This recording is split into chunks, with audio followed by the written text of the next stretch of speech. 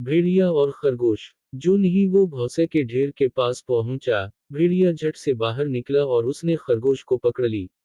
भेड़िए के खेत से शकरकंदी चराना कोई आसान काम ना था, क्योंकि भेड़िया बहुत दबे पांव चलता हुआ आता और चोर को पीछे से पकड़ लेता था।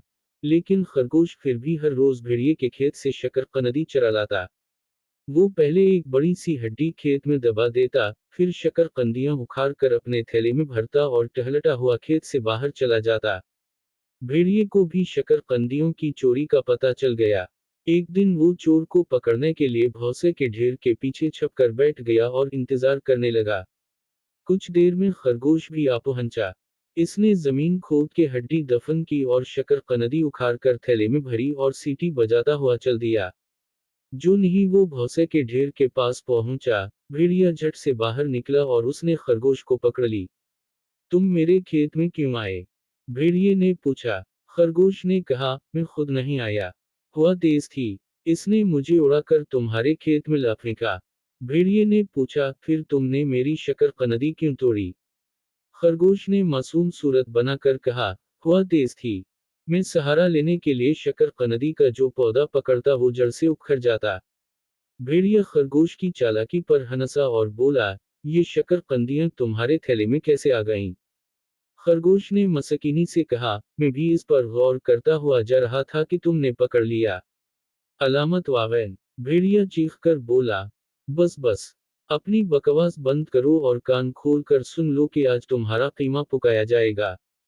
खरगोश ने फौरन कहा, तुम भी कान खोल कर सुन लो कि मैं तुम्हें एक राज बताने वाला था, जो अब कभी ना बताऊंगा। वो किया है भला? भेड़िए ने इश्तियाक से पूछा।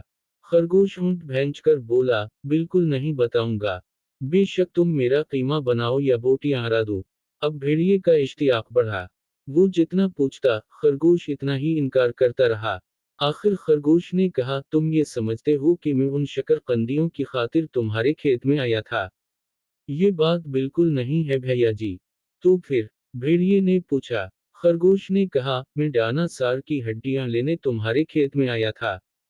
मुझे मालूम हुआ था कि वो तुम्हारे खेत में दफन हैं। भेड़िए ने कहा, मैंने तो कभी डायनासोर का नाम नहीं सुना। पता नहीं तुम ये क्या जिक्र ले बैठे। खरगोश ने हैरानी से कहा, अरे तो क्या तुम डायनासोर का नाम नहीं जानते? भैया जवान हड्डियों को खा लेता है, वो अपने से सैकड़ों गिना ताकतवर जानवर को मार गिरा सकता है। भेड़िए को खरगोश की बातों का यकीन ना आया। खरगोश ने फिर कहा, ना मानो, तुम्हारी मर्जी। अगर मुझे मिल गई तो सबसे पहले तुम्हें मार गिराऊंगा। समझे? खरगोश ने लंबे लंबे सांस लिए और जल्दी से बोला, ओह, ठहरना जरा, क्या तुम्हें भी कुछ खुशबू आई भैया? भेड़िए ने भी लंबे लंबे सांस लिए। इसे करीब ही दफन की हुई हड्डियों की खुशबू आई जो सुबह खरगोश ने दफन की थीं। वो दोनों जल्दी जल्दी जमीन खोदने लगे।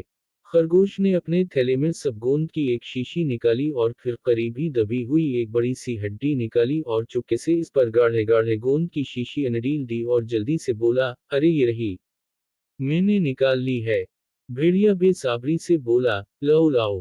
कहाँ है? मुझे दो। इसने खरगोश के हाथ से हड्डी छीन ली और चबाने के लिए इस पर मुंह मारा। लेकिन इसके दांत गोंद में गुड़कर जम गए और मुंह चपक कर रह गया। गरकर, खर खर खर। भेड़िए ने खरगोश को इमदाद के लिए पुकारना चाहा, लेकिन इसके मुंह से कुछ भी तो ना निकल सका। बेचारा कभी एक हाथ से हड्डी खींचता, कभी दोनों हाथों से जोर लगाता। इस कोशिश में इसकी आंखें बाहर उबल आईं।